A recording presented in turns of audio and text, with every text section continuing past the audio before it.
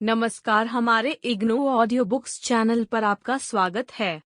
इंदिरा गांधी राष्ट्रीय मुक्त विश्वविद्यालय सतत शिक्षा विद्यालय स्नातक डिग्री कार्यक्रम वैकल्पिक पाठ्यक्रम ग्राम विकास BRDE 101 भारत में ग्राम विकास खंड -4 राज्य और ग्राम विकास इकाई 4 ग्राम विकास वर्तमान कार्यक्रम 4.1 उद्देश्य विकासशील देशों में ग्राम विकास कार्यक्रम विकास का मुख्य साधन होता है। भारत जैसे विकासशील देश में जहां पर 68% से अधिक जनसंख्या आज भी गांवों में निवास करती है, इसलिए लोगों की बेहतरी के लिए ग्रामीण भारत में सरकार विभिन्न विकास कार्यक्रमों की पहलों के माध्यम से व्यापक भूमिका का निर्वाह करती है। ग्राम विकास कार्यक्रम लोगों को एक हितधारकों के रूप में सुनिश्चित करते हैं और राष्ट्र के विकास की दिशा में उनकी भागीदारी तय करते हैं। इस इकाई का मुख्य उद्देश्य इन विकासात्मक प्रयासों या पहलों के संबंध में आपको जानकारी प्रदान करना है। इस इकाई का अध्ययन करने के पश्चात आप राष्ट्र की समृद्धि और विकास के लिए ग्राम विकास की आवश्यकता और इसके महत्व को समझ सकेंगे। भारत में ग्रामीण लोगों की बेहतरी के लिए इसकी अति महत्वपूर्ण भूमिका का वर्णन कर सकेंगे। सरकार द्वारा वर्तमान ग्राम विकास कार्यक्रमों के संबंध में उठाए गए कदमों की चर्चा कर सकेंगे और ग्राम विकास के परिप्रेक्ष्य में एक गहरी सोच विकसित करने तथा ग्राम विकास के विभिन्न कार्यक्रमों में हितधारकों के रूप में लोगों की भागीदारी का विश्लेषण कर 4.2 प्रस्तावना। जैसा कि हम जानते हैं कि ग्राम विकास भारत जैसे देश की समृद्धि और विकास के लिए एक प्रमुख पक्ष है। स्वतंत्रता प्राप्ति के बाद ही भारत सरकार द्वारा विभिन्न विकास कार्यक्रमों की योजना बनाने, उनको लागू करने और पूरा करने के विभिन्न प्रयास किए गए जो कि प्रत्यक्ष और अप्रत्यक्ष रूप से ग्रामीण भारत के लोगों से जुड़े थे। इसके साथ ही ग्रामीण क्षेत्रों की भागीदारी के बिना भारत समुचित समृद्धि और विकास की दिशा में कुछ भी नहीं कर सकता है। राष्ट्र की प्रगति के लिए विभिन्न क्षमताओं में ग्रामीण क्षेत्रों के लोगों की भागीदारी अत्यंत ही आवश्यक है। सरकार को चाहिए कि वह इसके विभिन्न विकास कार्यक्रमों के लिए ग्रामीण क्षेत्रों के लोगों को हितधारकों के रूप में उनको शामिल करे। जो विकास कार्य किए जा रहे हैं ये सब उनके लिए है। हालांकि यह वास्तव में सच है कि वर्तमान ग्रामीण विकास कार्यक्रम ग्रामीण क्षेत्रों के लोगों की सहायता करते हैं जो कि उनके लिए तथा उनके हितों की दिशा में विस्तारित किए जा सकते हैं और उनके लिए जीवन की गुणवत्ता को प्राप्त कर सकते हैं। ग्रामीण क्षेत्रों में विभिन्न प्रकार के संसाधन उपलब्ध हैं और इन संसाधनों को सामुदायिक स्तर पर लोगों की सक्रिय भागीदारी के माध्यम से बहुत ही अच्छे तरीके से प्रयोग कर और इनका विकास किया जा सकता है। जैसा कि हम जानते हैं कि कृषि इनके जीवनयापन का मुख्य स्रोत है, किंतु इसको लंबी अवधि तक बनाए नहीं रखा जा सकता है। इसलिए यह आवश्यक है कि विभिन्न गैर कृषि संबंधी गतिविधियों अथवा लघु स्तर पर उद्यमशीलता की गतिविधियों को आरंभ किया जाए ताकि ग्रामीण समाज का विकास और उसका आधुनिकीकरण सुनिश्चित किया जा सके। 4.3 ग्राम विकास कार्यक्रम। स्वतंत्रता पश्चात भारत सरकार ने राष्ट्र के विकास के लिए ग्रामीण क्षेत्रों की समृद्धि और विकास को और अधिक गति देने के लिए विभिन्न तरीकों से प्रयास किए हैं। प्रथम पंचवर्षीय योजना के आरंभ से ही विभिन्न साधनों के माध्यम से भारत के विकास के लिए प्रयास आरंभ किए गए, जैसे कि औद्योगिक विकास और ग्राम विकास इत्यादि। हालांकि ग्रामीण भारत की संपूर्ण समृद्धि को बनाए रखने के लिए ग्राम विकास का मुख्य क्षेत्र को ध्यान में रखा गया है, जिसमें गरीबी के उन्मूलन पर जोर दिया गया है। सामाजिक सुरक्षा तथा मूल संसाधनों का विकास सम्मिलित है। 2 अक्टूबर 1952 को सामुदायिक विकास कार्यक्रम को आरंभ किया गया, जिससे राष्ट्र की समृद्धि और विकास के लिए विभिन्न ग्रामीण विकास के कार्यक्रमों को कार्यान्वित किया जा सके। तथापि एक स्वतंत्र विभाग के रूप में सन 1974 में ग्राम विकास विभाग की स्थापना की गई थी। ग्रामीण लोगों की समृद्धि और विकास के लिए विभिन्न प्रकार की सुविधाओं को उपलब्ध करना इसका मुख्य उद्देश्य रखा गया था। फिर भी ग्राम विकास विभाग को विभिन्न मंत्रालयों में समय समय पर रखा गया, किंतु इसके लक्ष्य और उद्देश्य लगातार सुरक्षित बने रहे। आज भी इसके अंदर अपने लक्ष्यों में गरीबी उन्मूलन, रोजगार सृजन, संरचनात्मक विकास और सामाजिक सुरक्षा इत्यादि शामिल हैं। वर्तमान में ग्राम विकास मंत्रालय के अंतर्गत 2 विभाग कार्य कर रहे हैं, जिनके नाम ग्राम विकास विभाग और भूमि संसाधन विभाग हैं। ग्राम विकास कार्यक्रम के तहत विभिन्न कार्यक्रम स्कीमें आरंभ की हुई हैं जो कि ग्रामीण लोगों की बेहतरी के लिए बनाई गई हैं, जैसे कि गरीबी उन्मूलन, ग्रामीण क्षेत्रों में संरचनात्मक विकास और मूल सामाजिक सुरक्षा उपलब्ध कराना है। हालांकि भूमि संसाधन विभाग के तहत अनेक योजनाएं आरंभ की गई हैं जो कि वाटरशेड, बंजर भूमि और ऊसर विकास और ग्रामीण क्षेत्रों में उपलब्ध भूमि संसाधनों से किस प्रकार से राजस्व सृजन किया जा सके। हालांकि संविधान का 73वां संशोधन अधिनियम 1982 में ग्रामीण क्षेत्रों में विभिन्न कमजोर वर्गों की सक्रिय भागीदारी को निश्चित करने के लिए अधिकारों के विकास से संबंधित प्रावधान बनाए गए हैं। इस अधिनियम में 1/3 महिलाओं को 3 स्तर पर पंचायती राज व्यवस्था में आरक्षण देने की गारंटी दी गई है और संविधान के प्रावधानों के अंतर्गत अनुसूचित जातियों और अनुसूचित जनजातियों को आरक्षण उपलब्ध कराया गया है। यह अनुभव किया गया है कि ग्रामीण महिलाओं के सशक्तिकरण का मुद्दा ग्रामीण भारत के विकास की मुख्य धुरी है। गांवों की महिलाएं एक अच्छे समुदाय के रूप में परिवार में प्रत्येक क्षेत्र में उनको नेतृत्व करना चाहिए ताकि देश राष्ट्र विकास की दिशा में आगे बढ़ सके और विकास कर सकें। यह महसूस किया गया है कि पंचायत के सदस्यों को उनकी शक्तियों से संबंधित प्रावधानों और उनका किस तरह से प्रयोग किया जाए जिससे समाज पर प्रभाव पड़े, इसके संबंध में प्रशिक्षण देने की आवश्यकता है। पंचायत के चुने गए सदस्यों को संविधान के द्वारा व्यापक शक्तियां प्रदान की गई हैं, इसलिए विभिन्न कार्यक्रमों और स्कीमों के कार्यान्वयन के लिए उनके प्रशिक्षण की आवश्यकता है ताकि वे लोग ग्रामीण क्षेत्रों में अपने विकास से संबंधित कार्यक्रमों को लागू करने में अपना पूर्ण सहयोग प्रदान कर सकें। बोध प्रश्न 1 ग्राम विकास कार्यक्रम से आप क्या समझते हैं?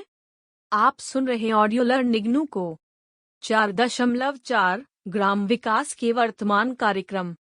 भारत में ग्रामीण लोगों की बेहतरी के लिए ग्राम विकास मंत्रालय और अन्य मंत्रालयों ने विभिन्न ग्राम विकास कार्यक्रमों को आरंभ किया है।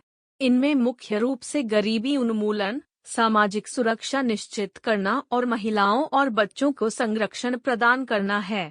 इसके अतिरिक्त सरकार के समक्ष संरचनात्मक विकास का मुद्दा सबसे चुनौतीपूर्ण है। संविधान का 73वां संशोधन अधिनियम ने कमजोर वर्गों के लोगों को शक्तिशाली बनाने की आवश्यकता को प्रावधानों में सम्मिलित किया है और सामान्यतया ग्रामीण भारत में संपूर्ण विकास पर विशेष दबाव बनाया है तथा विशेषकर देश की समृद्धि को सम्मिलित किया है। इसमें महत्वपूर्ण कार्यक्रमों की विस्तार से चर्चा की है जो निम्न प्रकार हैं। 4.4.1 प्रधानमंत्री ग्राम सड़क योजना।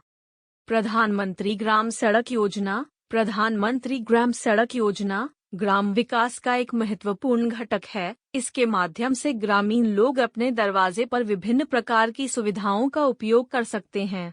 सड़कों के माध्यम से गांवों के लोगों को जोड़ा है जिससे वे अपना नेटवर्क मजबूत कर सकते हैं और इसके माध्यम से वे अच्छी और बेहतर सुविधाएं प्राप्त कर सकते हैं जैसे कि शिक्षा, स्वास्थ्य और अपने ग्रामीण उत्पादों को बेचने के लिए बाजार का उपयोग अब सहजता से कर सकेंगे। प्रधानमंत्री ग्राम सड़क योजना का आरंभ 25 दिसंबर 2000 को इस उद्देश्य के साथ किया गया था कि ग्रामीण विकास के व्यापक क्षेत्रों को समाहित करने तथा गरीबी उन्मूलन करने के लिए संपूर्ण भारतीय क्षेत्रों से संबद्ध कर दिया गया था।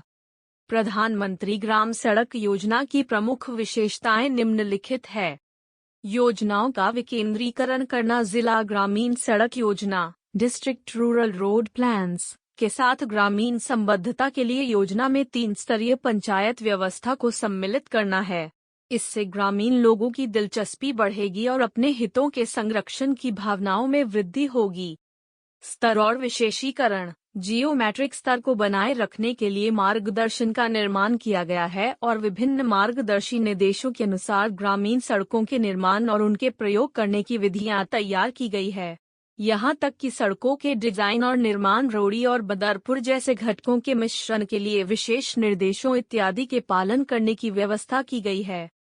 विस्तृत परियोजना रिपोर्टर्स और सूक्ष्म परीक्षण। इस परियोजना को स्वीकृति प्रदान करने के लिए प्रधानमंत्री ग्राम सड़क योजना के अनुसार विस्तृत परियोजना रिपोर्ट डिटेल्ड प्रोजेक्ट रिपोर्ट की शर्त रखी गई है। इसको सरकारी मशीनरी यानी तंत्र के द्वारा मान्यता दी जाएगी तथा इसके निर्णय करने में स्थानीय लोगों को शामिल होने का अवसर उपलब्ध होगा।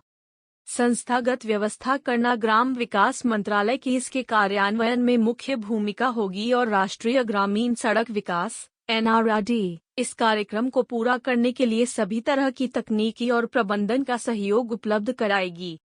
अधिप्राप्ति प्रक्रिया प्रधानमंत्री ग्राम सड़क योजना के अंतर्गत मानक बिडिंडक दस्तावेज SBD मानकों का प्रयोग किया जाएगा। इसके निर्माण कार्यों में हितधारकों स्टेकहोल्डर्स की पारदर्शिता और उत्तरदायित्व निश्चित किया गया है ताकि इसका अच्छी तरह से कार्यान्वयन किया जा सके। इसके साथ ही भारतीय सड़क कांग्रेस भी अधिप्राप्ति प्रक्रिया इत्यादि सहित विभिन्न प्रावधानों के माध्यम से सुविधाएं उपलब्ध कराएगी। इसके अतिरिक्त प्रधानमंत्री ग्राम सड़क योजना भारत में ग्रामीण जनसंख्या की बेहतरी के लिए सड़कों की गुणवत्ता, समुचित संरक्षण, ऑनलाइन निगरानी प्रणाली और संचालनात्मक मैनुअल और कार्यक्रम निगरानी के द्वारा गारंटी को सुनिश्चित करती है। 4.4.2 स्वर्ण जयंती ग्राम स्वरोजगार योजना स्वर्ण जयंती ग्राम स्वरोजगार योजना SGSY को आजीविका राष्ट्रीय ग्रामीण जीवनयापन मिशन के रूप में फिर संरचित की गई, जिसका उद्देश्य ग्रामीण क्षेत्रों में समयबद्ध प्रकृति के साथ सतत तरीके से विभिन्न विकास गतिविधियों को संचालित करना है। इसकी प्रमुख विशेषताएं निम्न प्रकार है। 1. स्व-सहायता समूहों के गठन के माध्यम से सार्वभौमिक सामाजिक गतिशीलता। आजीविका के माध्यम से प्रत्येक गरीबी रेखा से नीचे रहने वाले परिवार को स्व-सहायता समूह के संजाल नेटवर्क के अंदर लाया जाएगा और उनकी सक्रिय भागीदारी को निश्चित किया जाएगा, जिससे कि उनको सामाजिक और आर्थिक रूप से सशक्तिकरण की दिशा में मजबूत किया जा सके। सामाजिक गतिशीलता की प्रक्रिया स्व-सहायता समूह के संघ द्वारा ग्राम स्तर, गांवों का समूह, खंड और जिला स्तर पर स्थापित की जाएगी। यह गुणवत्ता स्व-सहायता समूहों के सदस्यों की सहायता करेगी, जिसमें उनकी मांगों को शामिल किया जाएगा, उनके खातों की देखभाल, संपर्क बैठकें और उनकी गतिविधि संबंधी दस्तावेजों के रखरखाव में सहायता करेंगे।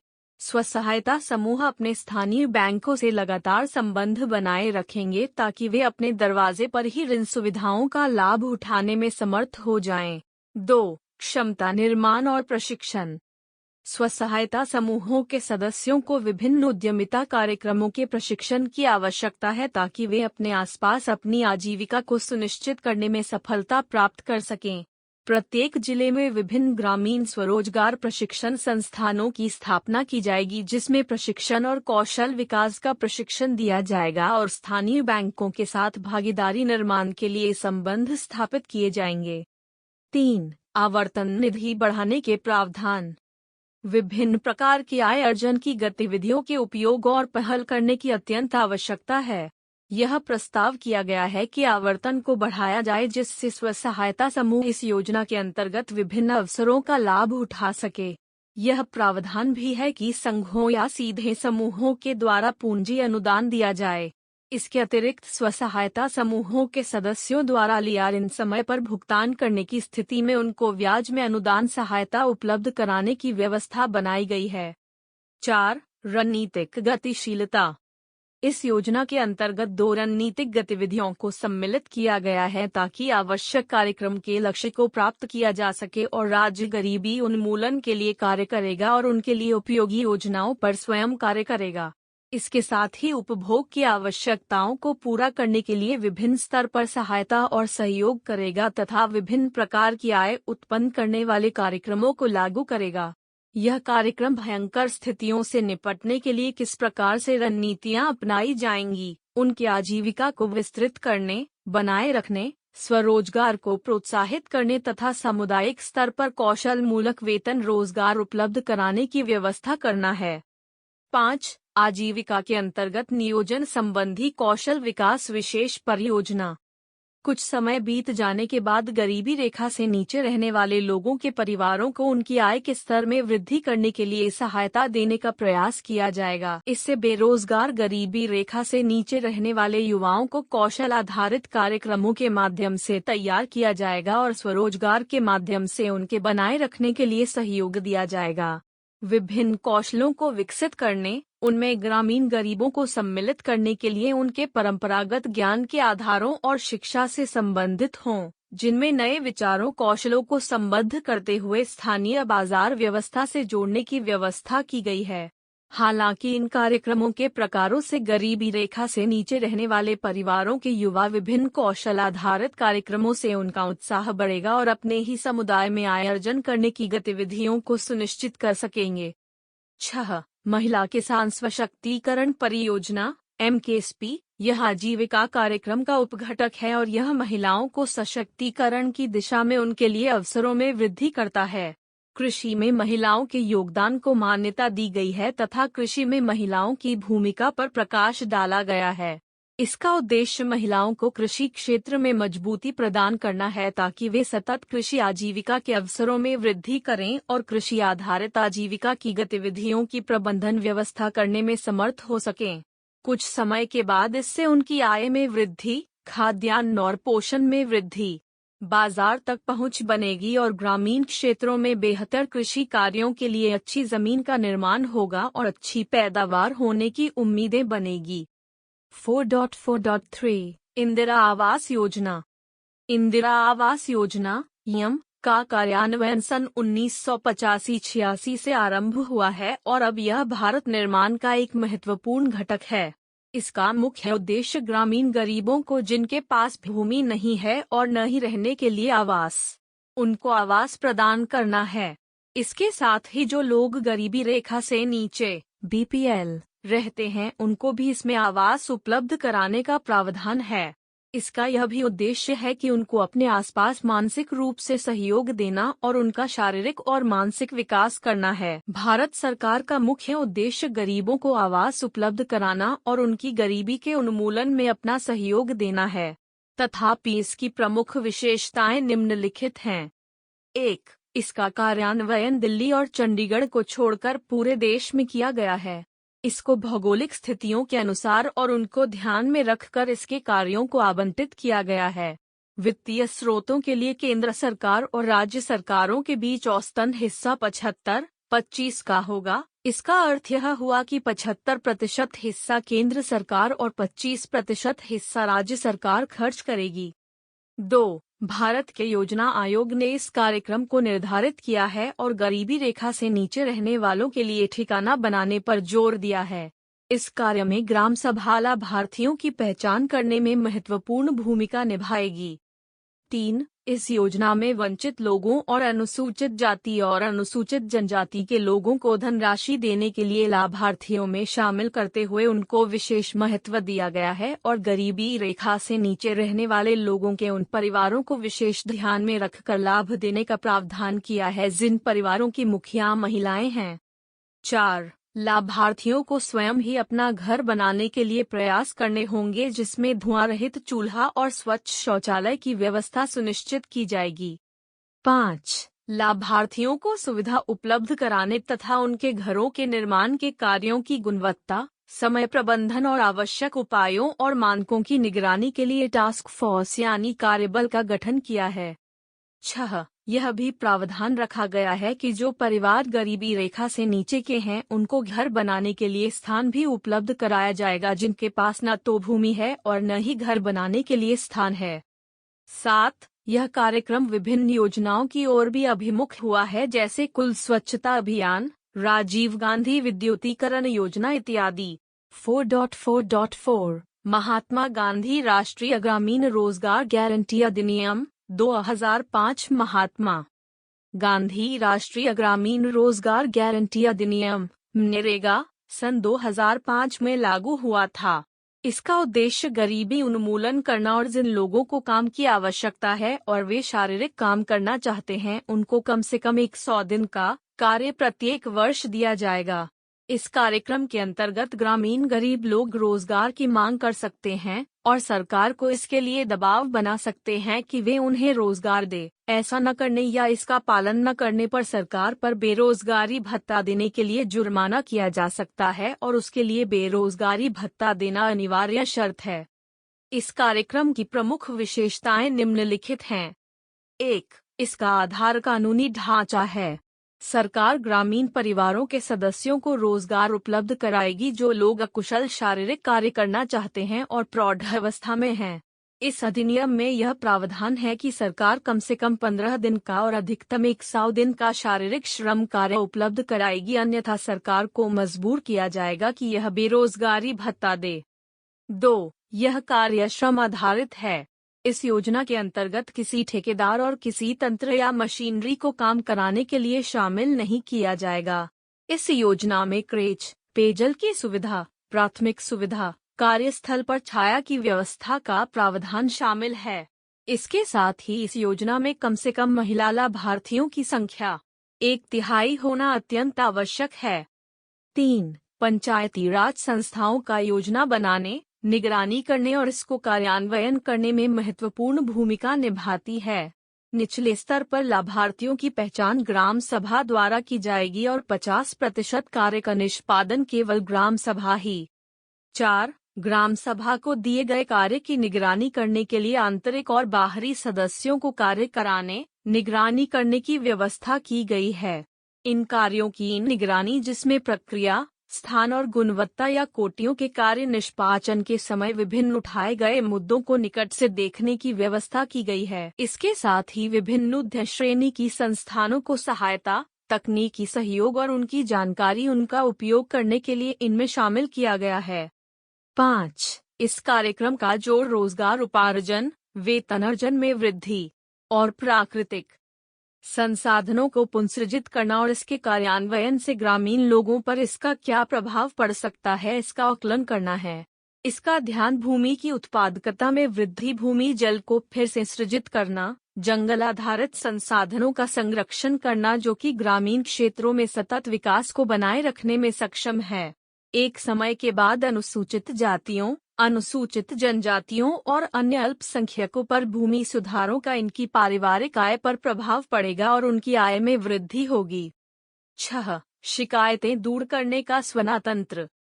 महात्मा गांधी राष्ट्रीय ग्रामीण रोजगार गारंटी अधिनियम 2011 के अंतर्गत किए गए कार्यों की निगरानी और विश्लेषण करने का अधिकार ग्रामीण समुदायों को दिया गया है। वे कार्यों की प्राधिकारिता को भी देख सकते हैं। इसके साथ ही ग्राम सभा को यह अधिकार दिया गया है कि वह सामाजिक अंकेक्षण, ऑडिट का आयोजन कर सकती हैं और योजना की बेहतरी के लिए ग्रामीण लोग उसमें सुधार कर सकते हैं और रणनीति की कोई योजना भी प्रस्तुत करने के अधिकारी हैं।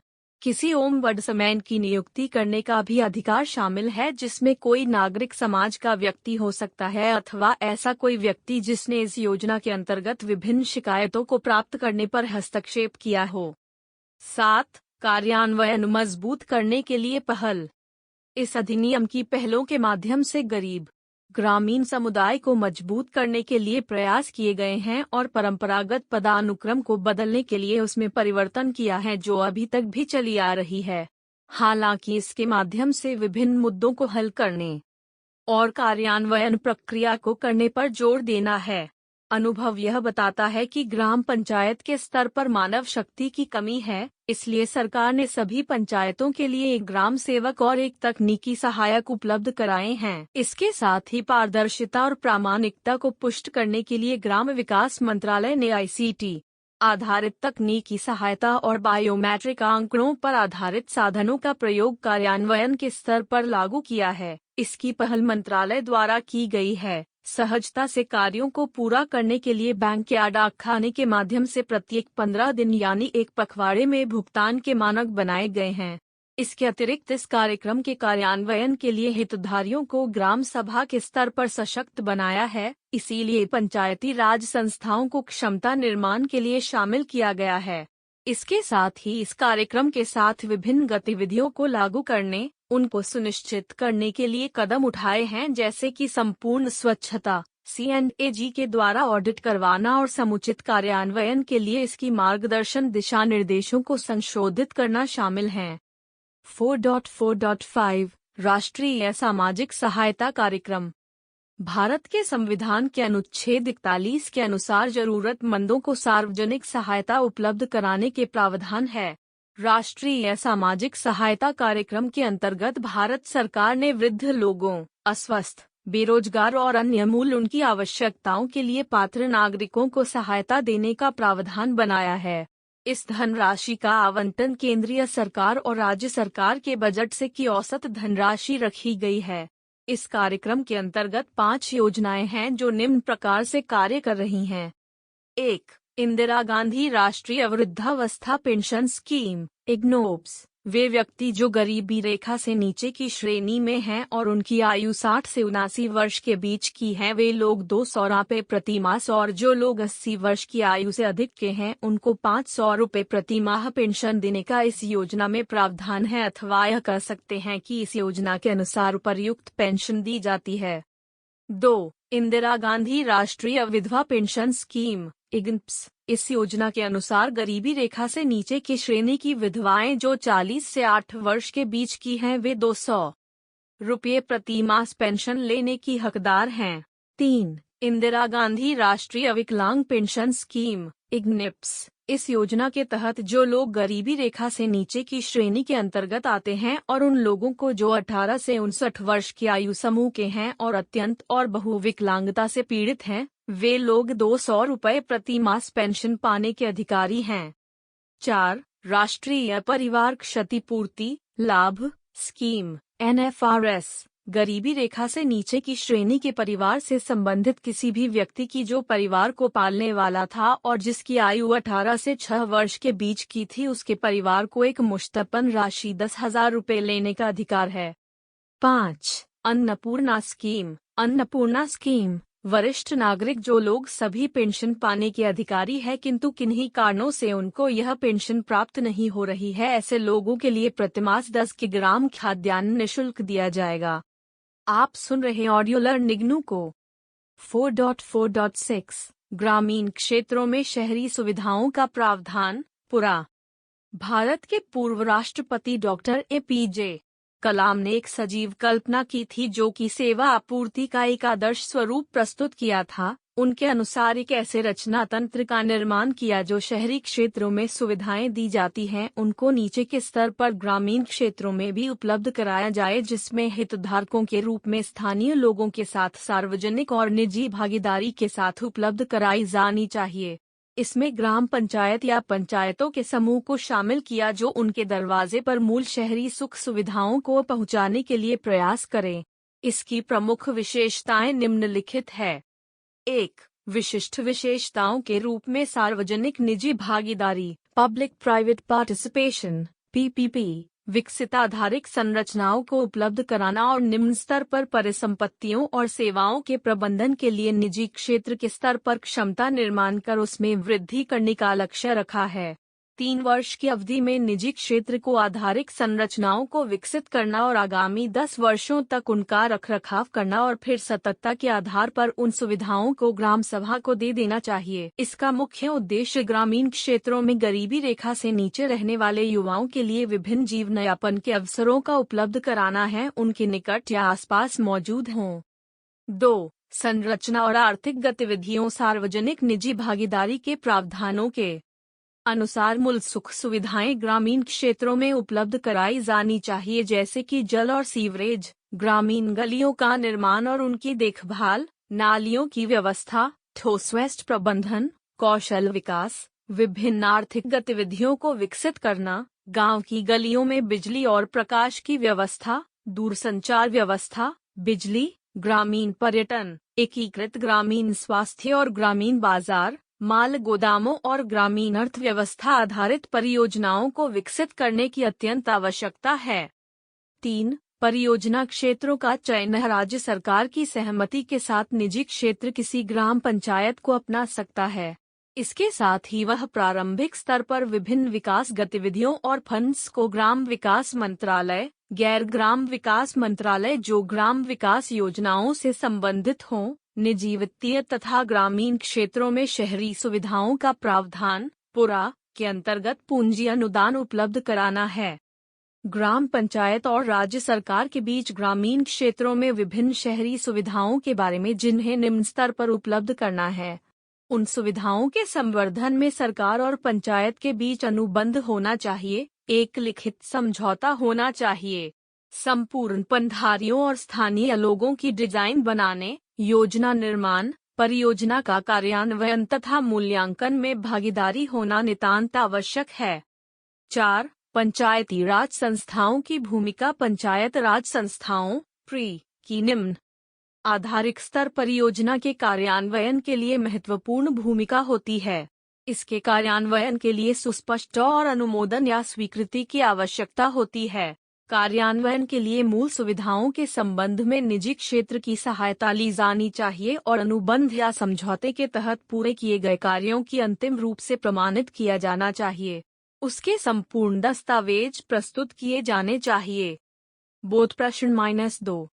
1. ग्रामीण क्षेत्रों में शहरी सुविधाओं का प्रावधान पुरा की प्रमुख विशेषताओं का संक्षेप में वर्णन कीजिए। 4.4.7 वाटरशेड प्रबंधन कार्यक्रम। भूमि संसाधन विकास विभाग के अंतर्गत सन 2004 में एस पार्थसारथी समिति का गठन किया गया था, जिसका कार्य सिंचित और कम वर्षा पर निर्भर कृषि का अध्ययन करना था। इस समिति ने अपनी रिपोर्ट में कहा है कि 80% कृषि कम वर्षा केवल वर्षा पर निर्भर करती है।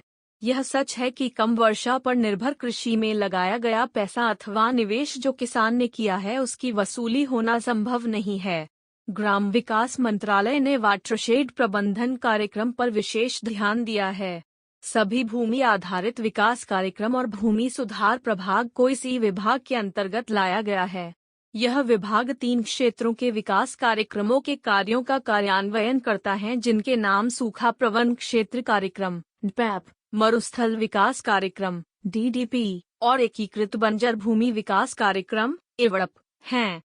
योजना आयोग के मार्गदर्शन और पार्थसारथी समिति की रिपोर्ट के अनुसार राष्ट्रीय रेनफेड क्षेत्र प्राधिकरण (नरा) का गठन करते हुए सभी मंत्रालयों विभागों को यह निर्देश दिए गए कि वे वाटरशेड प्रबंधन कार्यक्रम की सामान्य नीतियों के अनुसार जल संरक्षण का कार्य करें। सूखा प्रवण क्षेत्र कार्यक्रम। सूखा संभावित क्षेत्र कार्यक्रम का आरंभ 1973-74 में किया गया था। इसका उद्देश्य फसलों के उत्पादनों, भूमि की उत्पादकता, जल की उपलब्धि, पशुधन और मानव संसाधनों पर पड़ने वाला सूखे के प्रभाव को कम से कम करना था। इस कार्यक्रम में गरीबों और वंचित वर्गों के संपूर्ण आर्थिक विकास और सामाजिक विकास में सुधार करना है और इन कार्यक्रमों के माध्यम से आवासीय क्षेत्र के कार्यक्रमों की रचना, विस्तार देना और संसाधन आधारित अवसरों का न्यायपूर्ण वितरण करना तथा उनके रोजगार के अवसरों में वृद्धि करना है। आज तक सूखा संभावित क्षेत्र कार्यक्रम 16 राज्यों के 195 जिलों के 972 प्रखंडों या खंडों के कार्यक्रमों को कार्यान्वित कर चुका है। इस कार्यक्रम में खर्च की जाने वाली धनराशि का अनुपात 50-50 का है, जो केंद्र सरकार और राज्य सरकार वहन करती हैं। मरुस्थल विकास कार्यक्रम (DDP) मरुस्थल विकास कार्यक्रम सन 1977-78 में गर्भ मरुस्थल और शीत मरुस्थल दोनों को ध्यान में रखकर इस कार्यक्रम का आरंभ किया गया था। गर्म रेतीले मरुस्थल में रेत के टीचे बनाना और संरक्षित स्थानों पर पौधारोपण करने पर विशेष ध्यान दिया गया है। दूसरी ओर शीत मरुस्थल क्षेत्रों में वर्षा बहुत ही कम होती है और फसलों और वानिकीकरण पर विशेष बल दिया गया है। जहां वर्षा होने की अधिक संभावना हो, उन क्षेत्रों को प्राथमिकता से कार्यान्वयन किया गया है। इन क्षेत्रों में विशेषकर घाटी क्षेत्रों में नहरों के निर्माण पर जोर दिया गया ताकि पानी के प्रभाव को उन क्षेत्रों में लाया जा सके जहां से इन क्षेत्रों का विकास करना संभव है। इसके साथ ही इसका यह भी उद्देश्य है कि वानिकीकरण और पर्यावरण को किसी तरह की हानि पहुंचाए बिना संतुलन के साथ विकास करना और उस भूमि के प्रयोग करने या जोतने की व्यवस्था करना है।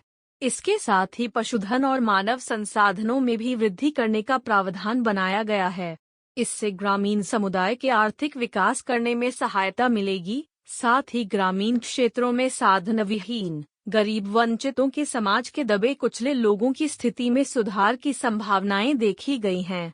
इसके मुख्य उद्देश्य फसलों, मानव और पशुधन तथा व्यापक जनसंख्या पर मौसम के विपरीत प्रभाव को रोकना, उसको कम करना, मरुस्थलीकरण को रोकना है। इसके अतिरिक्त इस कार्यक्रम को भूमि विकास, जल संसाधन विकास और वनरोपण के माध्यम से जल संचयन के दृष्टिकोण के द्वारा इसके कार्यों को क्रियान्वित करना है।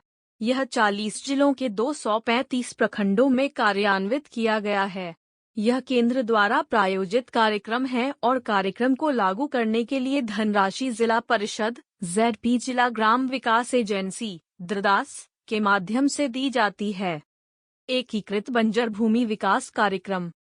इस कार्यक्रम का आरंभ सन 1989-90 में किया गया, जिसका उद्देश्य जल संरक्षण के आधार पर बंजर भूमि अनउपजाऊ भूमि का विकास, भूमि की क्षमता का निर्धारण, स्थान की स्थिति और स्थानीय आवश्यकताएं, संपूर्ण विकास करना तथा सामाजिक आर्थिक रूप से पिछड़े लोगों का उत्थान करना। ग्रामीण लोगों को जो कार्यक्रम के माध्यम से परिसंपत्तियों पैदा की गई हैं, उनको बनाए रखने के लिए सामुदायिक सक्रियता बढ़ाना और जल संरक्षण और प्राकृतिक संसाधनों के संरक्षण के साथ संभावित देखभाल करना है और आगे के विकास के लिए कार्यक्रमों को सरल बनाना है।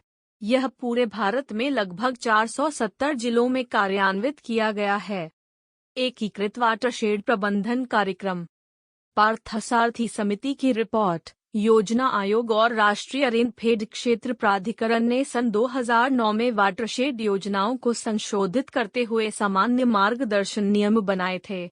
इस कार्यक्रम में सूखा संभावित क्षेत्र कार्यक्रम पैप, मरुस्थल विकास कार्यक्रम क्वध और एकीकृत वाटरशेड प्रबंधन कार्यक्रम इम्प को शामिल किया गया है।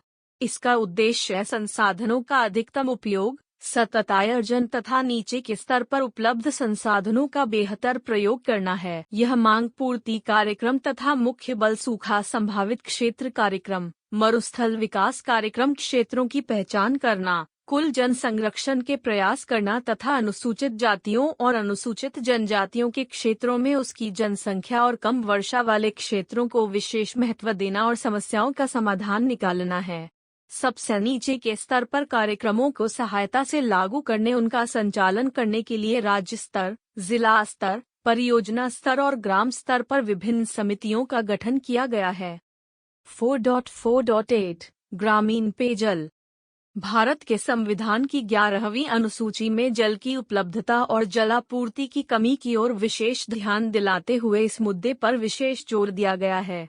सन 2009 में राष्ट्रीय ग्रामीण पेयजल आपूर्ति कार्यक्रम NRDWP की स्थापना की गई तथा इसमें घरेलू स्तर पर पेयजल की संपूर्ण व्यवस्था, ऊपरी जल का समुचित रूप से प्रयोग, जमीन के पानी के प्रयोग के साथ वर्षा जल का संचय करना, उसका संरक्षण करना इत्यादि पर विशेष बल दिया गया है। जल संरक्षण पद्धतियों को अपनाने के लिए गांव वालों और अन्य लोगों को प्रोत्साहित करना और जल संरक्षण से संबंधित सभी कार्यक्रमों का संचालन बिंदु ग्राम स्तर पर रखा गया है। इसके साथ ही ग्रामीण जल आपूर्ति का प्रबंध करना, उसको सुरक्षित रखना और वर्षा जल को एकत्रित करना, संरक्षित करना और फसलों के लिए उसका इस्तेमाल करना इत्यादि सभी कार्यों के लिए स्थानीय पंचायत को प्राधिकृत किया गया है। यह उसकी के अधिकार क्षेत्र में रखा गया है। इस कार्यक्रम में मुख्य रूप से सततता, गुणवत्ता को बनाए रखना और प्राकृतिक आपदा या संकट के समय ग्रामीण जनमानस के हितों की रक्षा करना, उनकी सहायता करना है। इस कार्यक्रम में खर्च होने वाली धनराशि का आवंटन 90-10 के अनुपात से किया जाएगा, जिसमें मुख्य शेयर केंद्र सरकार का है और शेष 10% राज्य सरकार का है। इसमें विशेष ध्यान ग्रामीण अनुसूचित जाति, अनुसूचित जनजाति और उत्तर पूर्व भारत के साथ पहाड़ी राज्यों को राज्य के अंतर्गत सूखा संभावित क्षेत्र कार्यक्रम पैप, मरुस्थल विकास कार्यक्रम DDP कार्यक्रमों में शामिल किया जाएगा। ग्रामीण पेयजल आपूर्ति भारत निर्माण का प्रमुख घटक है, जिसके माध्यम से ग्रामीण लोग अपने आसपास या निकट से पेयजल की प्राप्ति करते हैं। इसमें यह भी सुनिश्चित किया गया है कि एक बार जो पेयजल की व्यवस्था कर दी गई, उन जल स्रोतों और प्रणाली में आगे किसी भी प्रकार रुकावट या बाधा नहीं आनी चाहिए। इस कार्यक्रम के अनुसार पेयजल की आपूर्ति, प्रबंधन, संचालन, जलापूर्ति प्रणाली के प्रबंधन की जिम्मेदारी ग्रामीण स्तर पर ग्रामीण समुदाय के कंधों पर डाली गई है। ग्रामीण समुदाय को सूचना, शिक्षा और संचार IEC के माध्यम से पेयजल की घटिया गुणवत्ता, सफाई सर्वेक्षण और पर्यावरणात्मक स्वच्छता के महत्व तथा इनकी उपर्युक्त कमियों के कारण स्वास्थ्य संबंधी समस्याओं से निपटने के लिए और इनकी समुचित जानकारी और जागरूकता प्रदान करने का उत्तरदायित्व दिया गया है। जल की स्वच्छता की जांच करने के लिए पंचायत को किट्स देना निश्चित किया गया है। इसके साथ ही नीचे के स्तर पर शुद्ध पेयजल की जांच के लिए ग्रामीण कार्यकर्ताओं को प्रशिक्षित किया जाएगा, जो इस कार्य को संपन्न करने में अपना सहयोग देंगे। इन सब उपायों के साथ साथ मंत्रालय ने लोगों को जागरूक करने के लिए संचार साधनों का प्रयोग भी किया है, जिसमें सामुदायिक रेडियो, श्रव्य और दृश्य संदेश देने की व्यवस्था की, जिसमें पेयजल की शुद्धता के बारे में जागरूक किया जाता है। 4.4.9 ग्रामीण स्वच्छता कार्यक्रम। केंद्रीय ग्रामीण स्वच्छता कार्यक्रम CRSP का आरंभ सन 1988 में आरंभ हुआ था। इसका मुख्य उद्देश्य ग्रामीण भारत में महिलाओं की प्रतिष्ठा और उनकी गोपनीयता को बनाकर रखते हुए और उनके जीवन की गुणवत्ता में सुधार करने का लक्ष्य रखा गया था। गरीबी रेखा से नीचे रहने वाले परिवारों के लिए स्वच्छ शौचालय बनाने के लिए व्यापक अनुदान देने की व्यवस्था की गई है। इस कार्यक्रम में संशोधन करते हुए इसका नया नाम रखा गया था। यह संपूर्ण स्वच्छता अभियान 1999 था, जिसमें लोगों को केंद्रित दृष्टिकोण और अभिगम के अंदर लाया गया था। इस कार्यक्रम में सूचना, शिक्षा और संचार के माध्यम से स्वच्छता की सुविधाओं के लिए लोगों का ध्यान दिलाना था और उनके ही द्वारा इसकी मांग और आवश्यकता को बढ़ाना था। इस कार्यक्रम के अंतर्गत विद्यालय स्वच्छता तथा संपूर्ण भारत में ग्रामीण जन समुदाय में उनकी प्रवृत्तियों और स्वच्छता संबंधी व्यवहारों में आमूल परिवर्तन करने का लक्ष्य रखा गया था।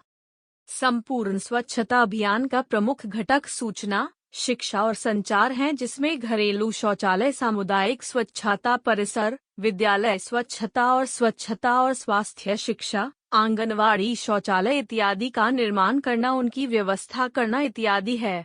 महिलाओं और किशोर बालिकाओं की सक्रिय भागीदारी का प्रावधान रखा गया है और इनके लिए विशेष घटक रखे गए हैं।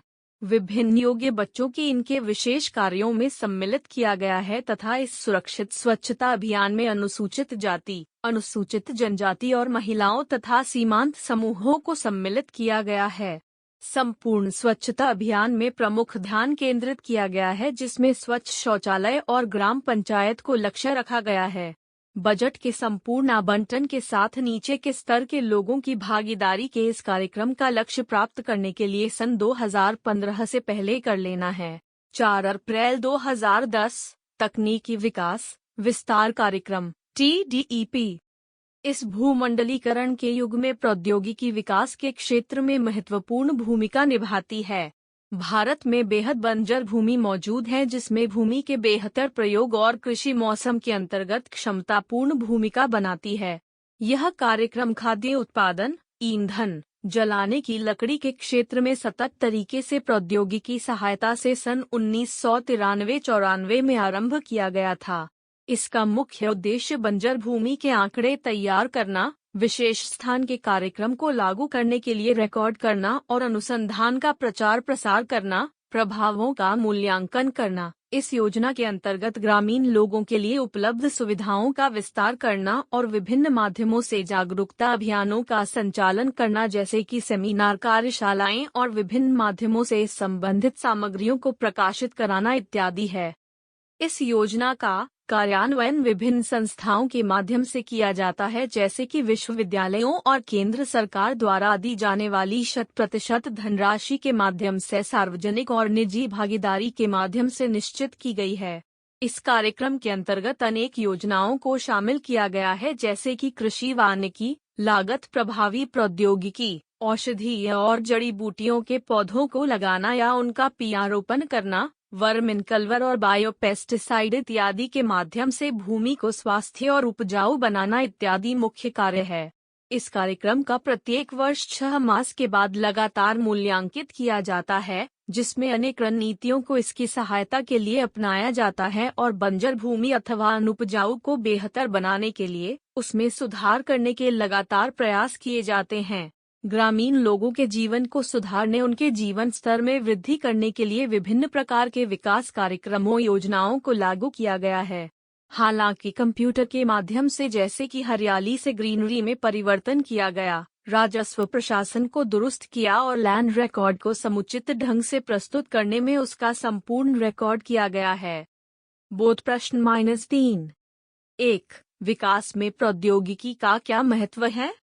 4 अप्रैल 2011 प्रधानमंत्री ग्राम विकास मित्र PMRDFS ग्राम विकास मंत्रालय ने अपनी पहल करते हुए युवा व्यावसायिकों की नियुक्तियों की हैं जो वंचित वर्गों और अल्पसंख्यकों के लिए काम करने वाली विभिन्न ग्रामीण विकास कार्यक्रमों योजनाओं में कार्य करेंगे। इनका मुख्य उद्देश्य ये लोग जिलाधीश के साथ विभिन्न विकास कार्यक्रमों में सहयोगी के रूप में अपनी भूमिका निभाएंगे और विकास सुविधा प्रदाता के रूप में काम करेंगे। इस परियोजना के माध्यम से ये लोग सुविधा प्रदाता के रूप में कार्य करेंगे तथा उन पनधारियों की मदद करेंगे तथा उनके अधिकारों और उनकी शक्तियों की जानकारी देकर प्रोत्साहित भी करेंगे। ये लोग स्वसहायता समूहों की क्षमता निर्माण में सहायता करेंगे, साथ ही उनके कौशलों के आधार पर उद्यमिता कार्यक्रमों को आरंभ करने के लिए सहयोग और सहायता प्रदान करेंगे। इसके अतिरिक्त ये लोग संपर्क आधारित सर्वेक्षण भी नीचे के स्तर पर पूरा करेंगे, उनकी आवश्यकताओं की पहचान करेंगे और स्थानीय स्तर की योजना में जिला प्रशासन को सहयोग करेंगे। ये विभिन्न गरीबी उन्मूलन संबंधी योजनाओं और कार्यक्रमों के कार्यान्वयन में सहयोग देंगे और ग्रामीण समुदायों को उनके ही द्वार पर किए गए अनुसंधान के आधार सेवाएं उपलब्ध कराएंगे। 4.5 हितधारक और ग्राम विकास कार्यक्रम। ग्राम विकास कार्यक्रम उन लोगों के लिए आरंभ किए गए थे जो लोग ग्रामीण भारत में निवास करते हैं। यहाँ कलन किया गया है कि ग्रामीण और शहरी भारत के बीच बहुत ही अंतर है और शहरी लोगों के जीवन स्तर की तुलना में ग्रामीण लोगों को जीवन स्तर बहुत ही नीचे है और निम्न है। इसके साथ ही भारत सरकार और राज्य सरकारों ने बहुत सारे कार्यक्रम और गतिविधियों को संपादित किया ताकि इन लोगों के जीवन में कुछ सुधार किया जा सके। इसलिए अनेक सुविधाएं उनके निकटतम क्षेत्रों या उनके द्वार पर सुविधाएं उपलब्ध कराने के प्रयास किए गए हैं। हालांकि स्वतंत्रता प्राप्ति के बाद से ही ग्रामीण लोगों की बेहतरी और उनके जीवन स्तर में बदलाव लाने के लिए विभिन्न प्रकार के कार्यक्रम योजनाएं आरंभ की गई है, किंतु अभी तक इन लोगों की भागीदारी के हितधारकों के रूप में नहीं किया गया था। इसके परिणाम स्वरूप लागू किए गए कार्यक्रम योजनाकारों की आशाओं को पूरा नहीं कर सके। पिछले अनुभवों से ज्ञात होता है कि किसी भी ग्राम विकास कार्यक्रम को आरंभ करने से पहले ग्रामीण लोगों की आरंभ में ही भागीदारी निश्चित की जानी चाहिए। बिना इसकी भागीदारी और उनकी समझ को कार्यक्रम से जोड़ा नहीं जाएगा, वह कार्यक्रम सफल नहीं हो सकता है। इन सभी कार्यक्रमों में ग्रामीण लोगों की हितधारकों के रूप में भागीदारी होनी चाहिए और उनकी सक्रिय सम्मिलित अत्यंत आवश्यक है, तभी ग्रामीण क्षेत्र में कार्यक्रम योजनाएं सफल हो सकती है। 4.6 सारांश। निष्कर्ष रूप से यह कहा जा सकता है कि वर्तमान ग्राम विकास कार्यक्रमों को ग्राम विकास मंत्रालय ने आरंभ किए हैं और ये ग्रामीण क्षेत्रों में रहने वाले लोगों के विकास के लिए है। गरीबी रेखा से नीचे रहने वाले परिवारों के उत्थान के लिए विभिन्न कार्यक्रम योजनाएं आरंभ की गई हैं, जिनमें आजीविका, स्वास्थ्य संबंधी मुद्दों पर जागरूकता, समुचित संरचनात्मक विकास इत्यादि का उत्थान करना सम्मिलित है। इन कार्यक्रमों के माध्यम से महिलाओं, अनुसूचित जाति, अनुसूचित जनजाति और महिलाओं के सशक्तिकरण पर विशेष जोर दिया गया है। इसके अतिरिक्त समाज में विभिन्न सामाजिक समस्याओं से निपटने के लिए और उनके कम करने के लिए सामाजिक सुरक्षा और उनकी क्रय शक्ति को बढ़ाना है, उसमें वृद्धि करना है। इन सभी उपर्युक्त कार्यक्रमों के माध्यम से ग्रामीण लोग अब विभिन्न कार्यक्रमों, विकास परियोजना में अपनी हितधारकों के रूप में भागीदारी की मांग करने लगे हैं और चाहते हैं कि विभिन्न गतिविधियों में उनकी भागीदारी भी सुनिश्चित की जानी चाहिए। भारत की स्वतंत्रता के साथ ही भारत सरकार ने अपने लोगों के संपूर्ण विकास के लिए विभिन्न पंचवर्षीय योजनाएं आरंभ की और लोगों की बेहतरी और विकास के लिए विभिन्न ग्राम विकास के कार्यक्रम आरंभ किए हैं। धन्यवाद। मिलते हैं अगले वीडियो में।